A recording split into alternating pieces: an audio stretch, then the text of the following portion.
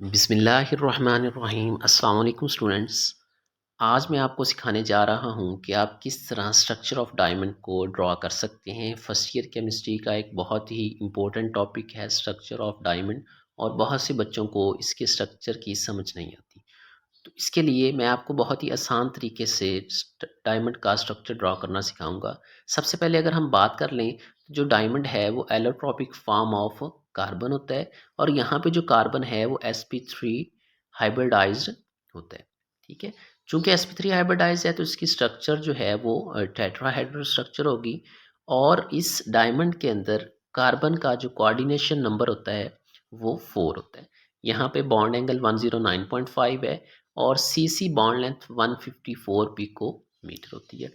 तो ये तो सारी जनरल बातें थी। अब हम नेक्स्ट बात करते हैं कि आप स्ट्रक्चर किस तरह से ड्रॉ करेंगे। एक कार्बन जो है वो हम ले लेंगे, उसको टेट्राहेड्रली जैसे sp3 हाइब्रिडाइजेशन में होता है बिल्कुल वैसे जैसे स्ट्रक्चर ऑफ मीथेन है उसको ड्रा कर लेंगे। यहाँ पे हम एक सेंट्रल कार्बन ड्रा करेंगे जिसको रेड डॉट से रिप्रेजेंट करेंगे, और जो उसके साथ अटैच्ड कार्बन होंगे उनको हम ब्लैक डॉट से रिप्रेजेंट करेंगे। तो हमने एक सेंट्रल कार्बन एटम को ये टेट्राहेड्रल स्ट्रक्चर में ड्रॉ कर दिया।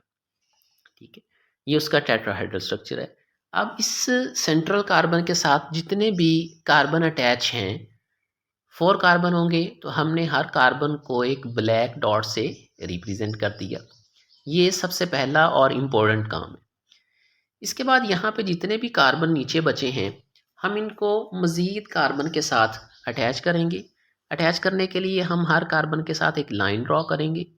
ये फर्स्ट कार्बन के साथ, ये सेकंड के साथ, और इस तरह ये थर्ड के साथ। ये जो थर्ड वाला है और पहले वाला, ये तकरीबन एक दूसरे के पैरेलल होते हैं। ठीक है। अब हम हर लाइन को एक सेंट्रल कार्बन एटम के साथ अटैच करेंगे। ये सेकंड वन हो गया, इसके बाद ये थर्ड वन। अगर आप पहले और तीसरे को देखें तो बिल्कुल ये इक्वल है। अब हर कार्बन को जैसे हमने ऊपर उसकी टेट्राहेड्रल स्ट्रक्चर बनाई है, बिल्कुल सेम हमने काम नीचे करना है। अब क्या करेंगे कि पहला कार्बन लिया, उसको टेट्राहेड्रल स्ट्रक्चर ड्रॉ कर दिया। ये इसका सेकंड वन और ये इसका थर्ड वन। अब जितने इसके साथ कार्बन अटैच हैं उनको हम ब्लैक डॉट से रिप्रेजेंट कर देंगे। हमने ये ब्लैक डॉट से इनको रिप्रेजेंट कर दिया। इसके बाद नेक्स्ट जो कार्बन है जो रेड यहाँ पे नज़र आ रहा है, इसको हम बिल्कुल सेम टेट्राहेड्रली अरेंज करेंगे। ये फर्स्ट वन, ये सेकंड, और इस तरह ये थर्ड हो गए। ठीक है। अब इस कार्बन के साथ भी जितने कार्बन एटम अटैच हैं उनको ब्लैक डॉट से हम रिप्रेजेंट कर देंगे। इसके बाद नेक्स्ट जो लास्ट वाला कार्बन है, अगर आप उसको गौर से देखें, उसको भी हमने ऐसे ही ड्रॉ करना है। ये इसकी फर्स्ट लाइन, ये सेकंड, और ये थर्ड। तो ये भी टेट्राहेड्रली अरेंज हो गया। इसके साथ भी जितने कार्बन अटैच हैं उनको भी हम क्या करेंगे, एक ब्लैक डॉट से रिप्रेजेंट कर देंगे। अब यहाँ पे आप देखें तो 6 मजीद कार्बन आपके पास बच गए हैं। अब हर कार्बन को हम एक सेंट्रल कार्बन से अटैच करेंगे और फिर उसको मजीद इसी तरह से ड्रॉ करेंगे।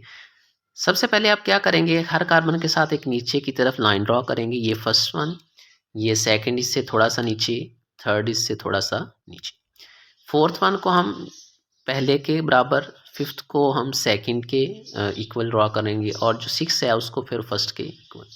इस तरह से आपने लाइंस ड्रॉ कर दी हैं। अब हर लाइन के साथ आपने एक सेंट्रल कार्बन एटम जिसको हम रेड डॉट से रिप्रेजेंट करते हैं वो लगा देना है। ये हमने लगा दिया यहाँ पे। नेक्स्ट ये पहले के इक्वल, ये दूसरे के, और ये कार्बन नंबर 6 फिर पहले के। अब यहाँ पे 6 सेंट्रल कार्बन मजीद हैं। हमने करना ये है कि जैसे हमने ऊपर ड्रॉ किया है टेट्राहेड्रल, वैसे ही इनके साथ भी क्या कर देना है, अटैच कर देना है। ये फर्स्ट कार्बन को हमने लिया, एक, ये दो, और ये तीन। इसके साथ 3 कार्बन अटैच करने हैं, उनको हमने ब्लैक डॉट से रिप्रेजेंट कर देना है। ये फर्स्ट हो गया, ये सेकंड, और ये थर्ड। तो इसका स्ट्रक्चर टेट्राहेड्रल हो चुका है। अब हम नेक्स्ट कार्बन की बात करते हैं जो कि सेंट्रल कार्बन है। ये उसकी फर्स्ट लाइन होगी, ये उसकी सेकंड लाइन, और ये उसकी थर्ड लाइन। ठीक है। इसके साथ भी आप क्या करेंगे, जो कार्बन अटैच हैं उनको ब्लैक डॉट से रिप्रेजेंट कर देंगे। इसके बाद जो इससे नेक्स्ट कार्बन है उसको आप अगर गौर से देखें तो उसको भी हम इसी तरह से, ये उसकी फर्स्ट लाइन, ये सेकंड और ये थर्ड वन, ठीक है। अब हम इसके साथ भी जितने भी कार्बन एटम अटैच हैं उनको हम क्या कर देंगे, एक ब्लैक डॉट से रिप्रेजेंट कर देंगे। नेक्स्ट जो कार्बन है आपको रेड यहाँ पे नज़र आ रहा है, कार्बन नंबर 4, इसको एक लाइन होगी, दो, और इस तरफ ये तीसरी लाइन, ठीक है।